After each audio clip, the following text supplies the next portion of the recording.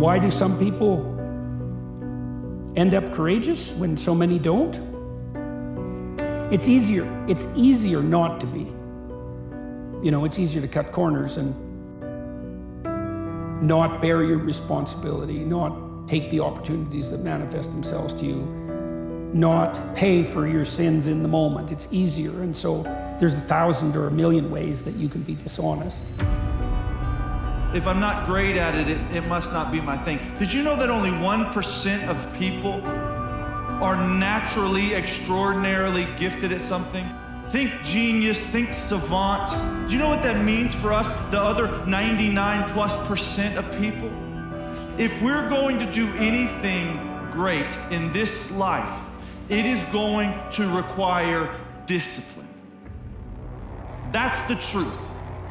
If you are going to accomplish anything extraordinary, it is going to require you pushing through the discomfort and embracing the grind. Success is a strange thing. Presumably we want success because we think a more successful life will bring us more happiness, meaning, and fulfillment. Here's the problem. We sacrifice the thing we want, happiness, for the thing which is supposed to get it, success. Failure can make you miserable, but I'm not sure that success will make you happy. Through that struggle, I will now have a better day, and I better can do it again tomorrow, or do something else, because if I just think, well, tomorrow I'm just gonna coast and eat Twinkies and watch TV. Oh, hello sadness, my old friend. Hello depression, because when you're not doing anything, you feel like shit, and that's just a part of being a human being.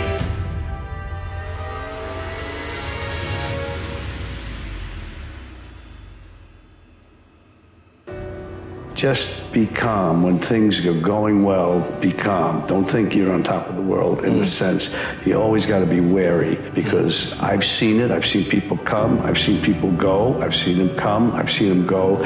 You got to be chill. Just take what's good in your life and move forward cautiously and carefully. And thank God that you have that. It's very, very important not to overextend yourself when you think you've got it. Everybody's dispensable.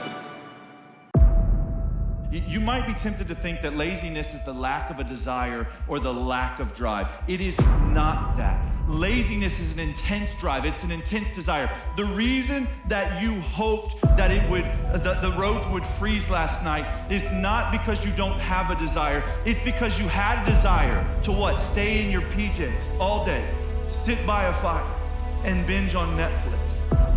You have a desire to be comfortable. Laziness is driven by a deep desire for comfort. It's that I don't want to do anything that I don't want to do. And we can pretend that we're something other than what we really are. Human reward systems are carved deeply into your DNA. And if you don't respect that, if you don't respect the mechanism of happiness and fulfillment and what you really need to do in order to feel satisfied in life, camaraderie, love, family, friendship, struggle, testing yourself, learning, all those things are imperative. They're all a giant part of being a person. Why can't I just do whatever the hell I want, whenever the hell I want to do it with whoever I want to do it with? And the answer is because everything goes to hell if you do that, including you. And you say, well, I don't believe in hell. And I say, well, keep acting the way you are and you will. If you're motivated by the whim of the moment and you place that above all else, that is now your God. Here's what you should know about winning before you chase it. Winning's not loyal to you. It doesn't care about you. Winning doesn't care how sore you are. Winning doesn't care how much sleep you get. Winning doesn't care how hard you work at times. Winning requires all of you and then more, and it promises you nothing. It's a mastermind of creating fear and doubt in your mind. It causes setback after setback. So the question is about winning. Are you willing to sprint when the distance is unknown? You won't need that rest. Chances are you will realize that the desire to rest was just weakness. It was the desire to take the path of least resistance, the downhill path, the downward path. You aren't given any bricks in life. You make them for yourself. We are all being tested in life. While my test is different than yours, you will be tested. And how you face that test and how you overcome that test determines the rest of your life. The one mentality that you must have in life is that regardless of what's in front of you, you still must grind.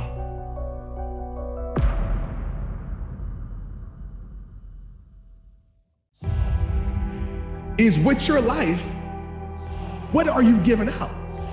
Not by your words, not by what you say, not by the perception of you, not by what you type, not even necessarily by how you're living, but the truth about you.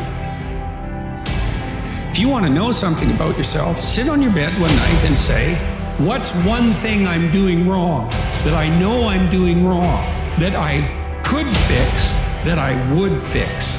You'll get an answer. And it won't be one you want, but it'll be the necessary one. I'll never be in the Olympics, I'll never be a professional athlete, but still I grind. I fail at most things I do, but still I grind. I don't want to do half the thing I do, but still I grind. And that one day, you see me down a dark alley, run at 1 o'clock in the morning, know one thing. I was grinding. Stay hard.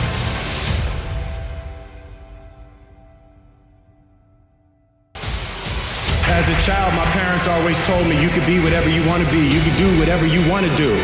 And it was something, I heard my parents saying it, but I didn't totally believe it. Yet I went out in the world and I carried myself and I held my head high and I stood there and I looked people in their eyes and I talked to people as if I was deserving of everything that this planet has to offer. He who says he can and he who says he can't are both usually right. So you see all these people that have great things in life that you look up to? It's because they were sacrificed and disciplined long before you ever knew them.